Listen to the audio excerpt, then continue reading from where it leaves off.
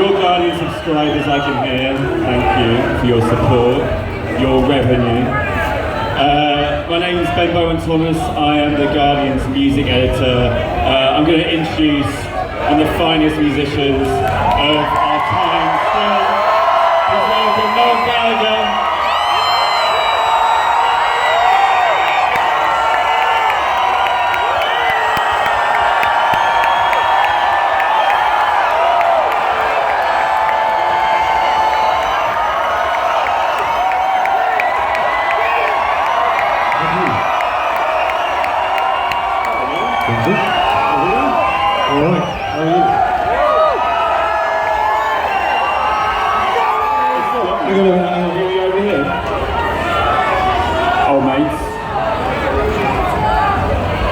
So we're here. We're gonna screen Supersonic, which is this incredible documentary which follows Oasis when they first started.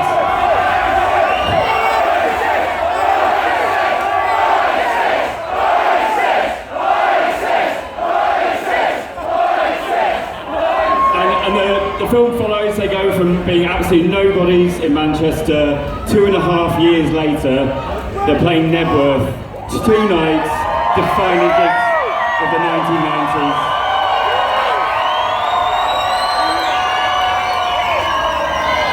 And I kind of want to ask you, Noel, aside from the booze, the cocaine, the crystal meth, don't forget the weed. There's also the weed. Or the ecstasy. The acid. How did you kind of get into this creative groove where you were just, living in Manchester, not really making music, 2.5 years later, Nebworth. What was that period like for you? Well, living in Manchester, you're living... yeah.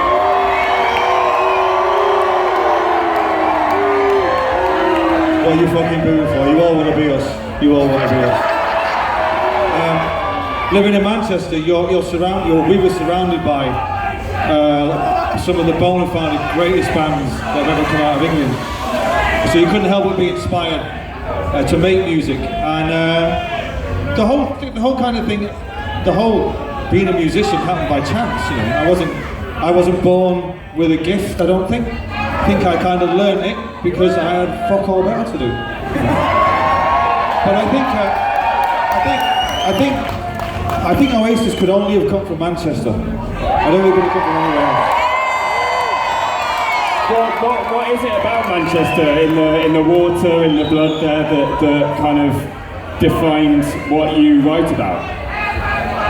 It rains a lot, so you're pretty much indoors a lot. So when you're indoors, you're doing 3 things. You're watching football, you're taking drugs, and you're making music. So, I think if any had a girlfriend then, that was not, there was no sexual activity back then. Late bloomer. No, women, they're great, clearly, they're amazing. But playing the guitar, for me, was, I don't know, it was something that when I played the first note that I ever played, a light bulb came on, and it was something that I persevered with and practice. And again, listening to all those great records from all those great bands like the Smiths and the Stone Roses and Joy Division and whatever. And you're in the middle of a great, maybe the greatest musical city in England, and arguably in the world. My heroes, they weren't politicians, and they weren't. Some of them were footballers. They were all musicians, and they were all Mancunians. And recently we've had this terrible moment in Manchester, the Manchester Arena attack. In the wake of that, you're all singing it. Don't look back in anger. It's become this incredibly unifying, kind of healing song for the people of Manchester, for the people beyond that. What's it been like seeing that have that effect on Manchester? Well, I got to say, I was sat at home watching the minute silence on the news, when the crowd spontaneously broke into Don't Look Back in Anger. And I was, for the first time in my life, I was fucking speechless. I didn't know what to say.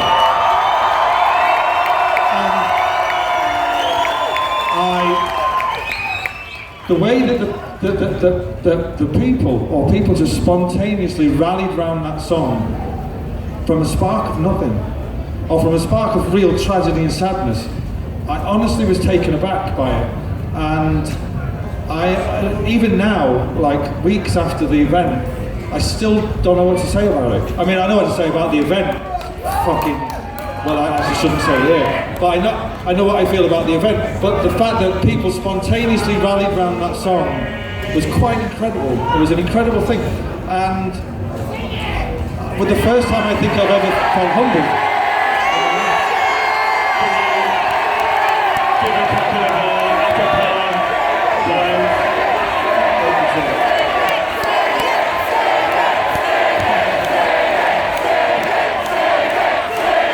You can do it. You can do it. You do it better than me. Can you carry it off? Sure you can do it. What key do you want it in? C. So Sally away. She knows it's too late and she'll walk it all night.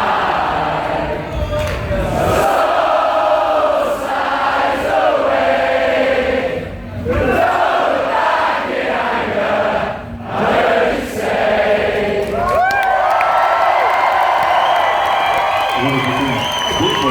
Well, I still actually don't even know what the fucking song's about. What did you, when you sat down to write it, was it just a bunch of kind of feverish gibberish? I was in Paris. You were fucked! I was fucking pissed. I was in Paris, and I remember it was a rainy, we'd been out after one of the gigs, and I'd had the chords and all that, and I don't know, I mean, some of my songs I can vividly remember where I was and what I was trying to say, if indeed I was trying to say anything. But that one, it's funny, now what's happened with it, I have no idea where it came from. So it comes from fucking up there somewhere. And it came from somewhere else, and it was given to me. And, you know, it's the gift that keeps on giving. Is it like a sort of divine force for you? Like, I think so. I mean, I'm in the Keith Richards school of songwriting, whereas I don't really think that I'm particularly very fucking special at what I do. I just catch them falling out of the air, and there they are, and I make them right. As I can say, is that a bit disingenuous? It must be something you get that drives you, like. Some songs that you work at, but the great ones like that one. And Champagne Street, all of the ones that have now gone down 3 or 4 generations, they don't belong to me. They came from somewhere else. I don't know who Sally is. Who the fucking hell's Sally? I don't even know anybody called Sally. And the funny thing is though, about a year ago I was doing a gig with Richard Ashcroft up in Scotland and somewhere, and I always thought that it was Liam that came up with the line Sally, and he said to me, actually it was me that said the line Sally. He said, because remember, it was me and Liam were listening to it at the sound check, and now Richard Ashcroft is claiming he came up with the line Sally. Well, fortunately I've got the swimming pool and the fucking massive telly to prove it. Fuck them all, guys. There's a bit in the movie which you'll see where you are all bombed on crystal meth in Los Angeles. And it's not a great drug. It's not your finest hour. It's not a great drug. You look all over the place. And actually you get so pissed off with Liam, with everyone, that you actually leave the band and, spoiler alert, come back later, but you sort of swan off to San Francisco and you write Talk Tonight as swanning off. And your sound guy, Mark Coyle, in the film says that, and it's this really sort of deep and sad and lonely song, and he says, Noel needs these songs to get these deep emotions out of himself, and once he's written a song, he's often calling you a cunt again. is he true there? Is that right? Is it somewhere you go to kind of vent? I have to. Well, no, I don't think I've ever written a song where I vent anger or anything. But I agree with Coily. I'm not a very overly emotional person, and I'm not an overly romantic person, which my wife will testify to. In fact, she'll testify to it today. Indeed. And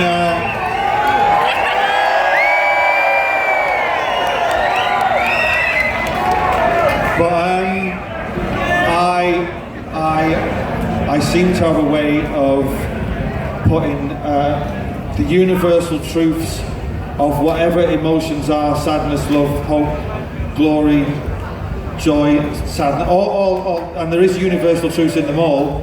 I seem to have a way of saying it very simply. Anyone can do what I do. Anyone can do what I do. There you go.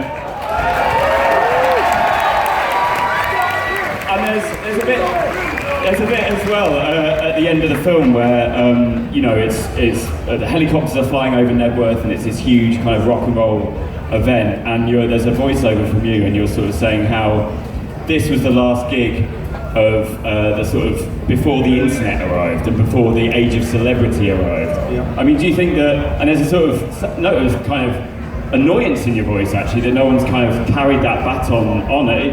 Has musical culture sort of become less exciting since then? Well, culture's become less exciting.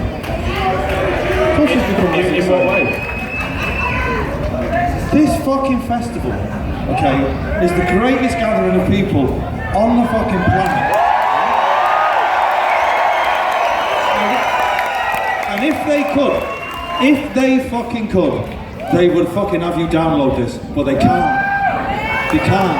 Which is why all the fucking great bands, it doesn't matter about selling records anymore. It's you fucking get your ass on stage, and if you can fucking touch people, that's all that matters then.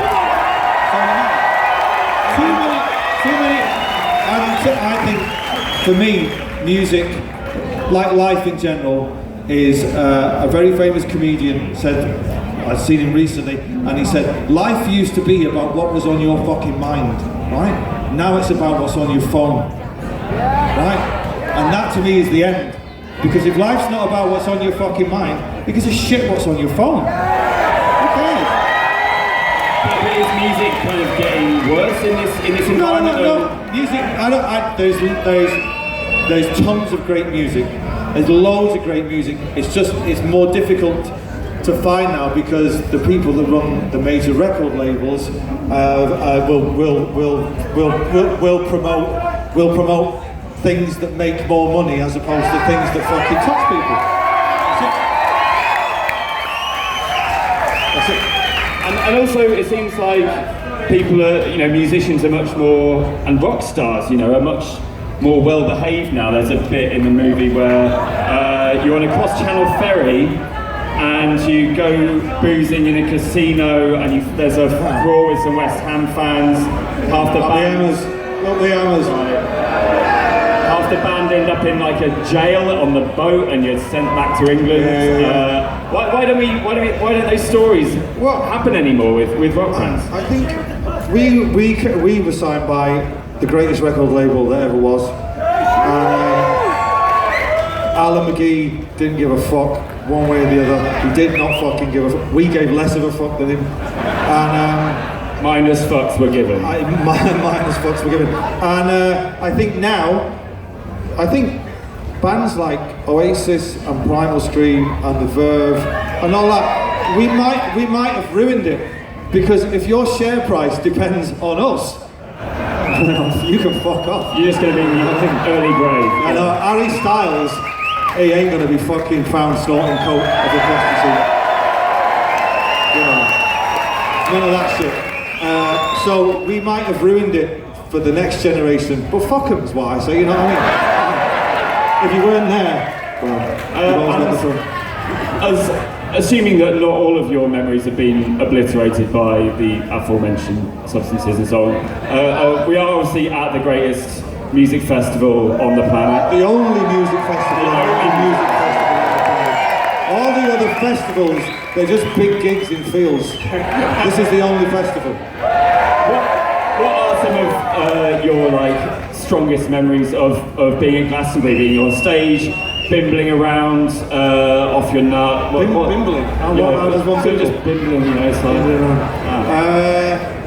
I think Oasis only ever did one great gig here, which was on the first time we played, which was on a Sunday afternoon, which when I got the call to do it, I was convinced we played the previous Saturday afternoon, because we'd been here since Thursday.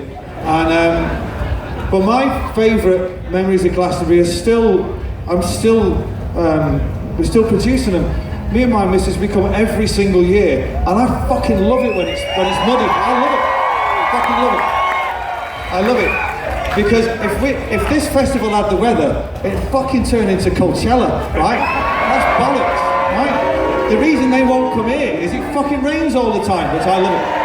To be fair, Noel, you do have a 4x4 driving around. I mean, I like... No, that's the first time I've ever got a Jeep anywhere. I mean, maybe, listen, I come in and I get out amongst it. I fucking love it. I love it. And we're going to have to finish up and we're going to screen Supersonic, this incredible documentary. But I just want to ask, you know, what is next for you, Noel? What's coming up on the rails?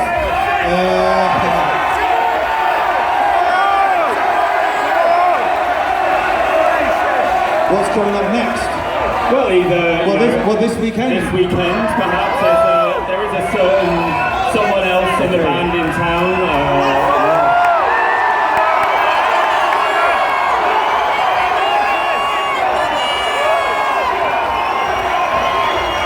I did drop you in a little bit.